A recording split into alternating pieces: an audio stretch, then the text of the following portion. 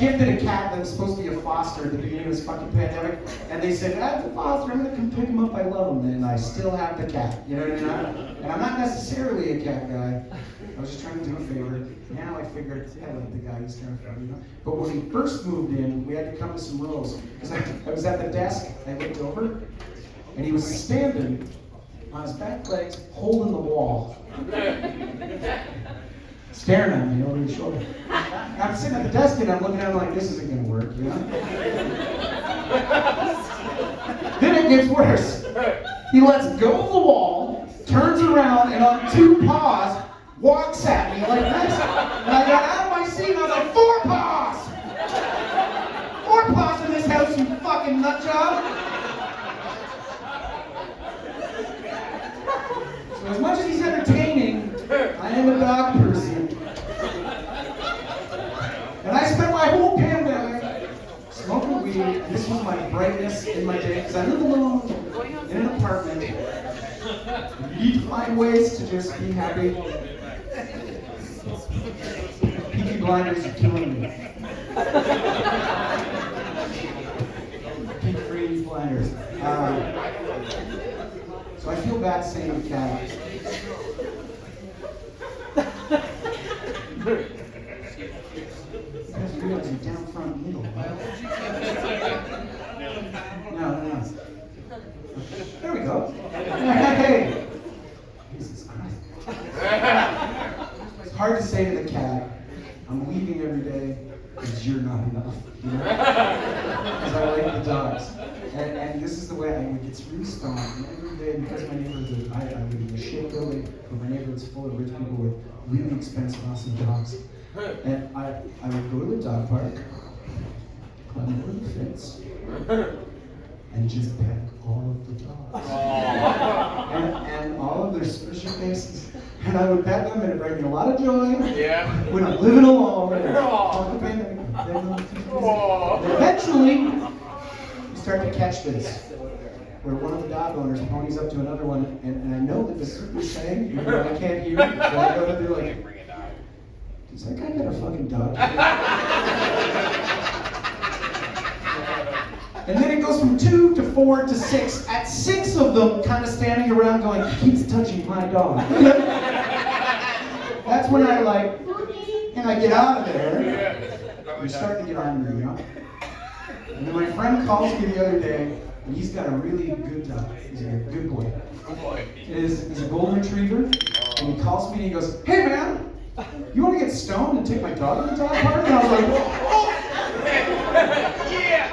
And like now I literally have a golden ticket. You know? I got a golden ticket. And we danced all the way there with this dog. At some point my friend goes, you know, you're not paying my dog any attention. I go, I've got this dog whenever I want. These ones are going home. And I was petting all the dogs. And for the first little bit, it was everything that I hoped for. People would start to talk, and I would go, I'm with him! They weren't talking to me. Because I had a dog. I was petting all the dogs. And you know when you're just like too stubborn for something to happen? Where you immediately just want to be like, not stoned, not stoned. You know? Because I was way too baked for this. Out of nowhere, 2 very bad boys got into a crazy fucking fight right in front of me. Like a fight to the point where I watched this real dog fight, and the only thing I could think was like, oh my god, all those dogs in movies are acting. Because this was fucking real, you know? I want to say that I did something to help, but all I did was just stare and breathe weird. The other thing I thought was, after watching that, I was like, Michael Vick is a horrible person. It's like, I knew he was, but after watching that, I was like, who just has a beer and watches that? That's fucking horrible. Anyway, the dog fight was one thing, but the fun part happened after. Because it's Toronto. And because everybody in Toronto is a fucking expert. The bad boys, they left.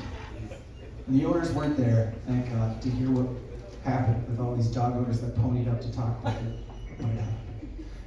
And this one guy who looks like Johnny Depp's stunt double, you know what I mean? And of course he's got a pug. And this guy is the first guy to pipe in. And I literally don't have a dog in the fight, so I'm not saying anything. But I'm listening.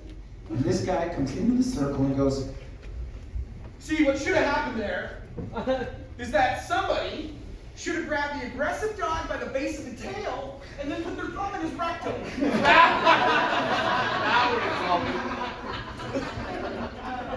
And he said it with so much confidence, but I initially thought he was kidding. Like when he said it, in my head I was like, well, what are we doing rewarding that behavior? Like that's one of the first things I thought, you know? But then I realized, he's not fucking kidding. Because I was looking for like another grown person to be like, don't finger bang the dog.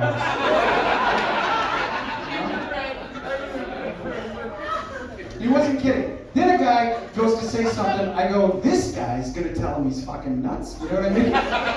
And he goes, Actually, it's not the thumb, it's the index finger. and I was like, this guy didn't pipe up to go, no.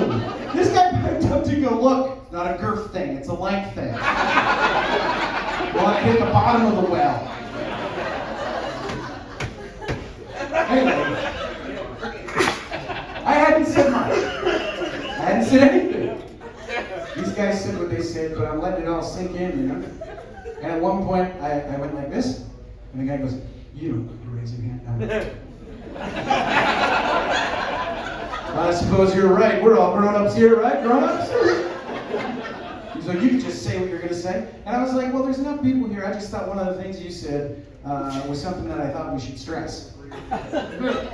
Because what you said was to make sure you grab the aggressive dog by the base of the tail. And I just think that that's something you need to get right. You need to make sure.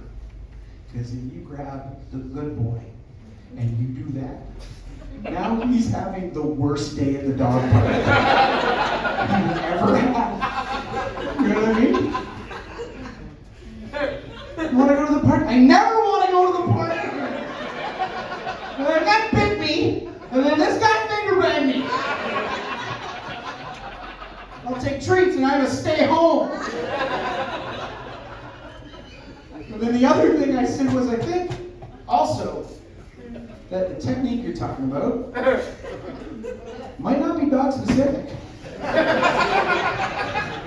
Because the more I think about it, I think that's going to work with any two things fighting. I think so. You know? Like, I worked a long time as a bouncer, you know what I mean? I'm like, oh no. And this guy's like, I'm going to fucking kill this guy. And he just hears his belt buckle. I'm really angry at you, but I'm almost positive this guy's got his thumb in my ass. The bouncer's walking people out like puppets, you know? That's the best case scenario. If you're a bouncer, you try this technique just enough times where there's one guy who's just not fazed by it. You know what I mean? Yeah. About to fucking kill this guy and you go and give him a thumb and he just grabs it. When I'm done with him, I'm coming for you.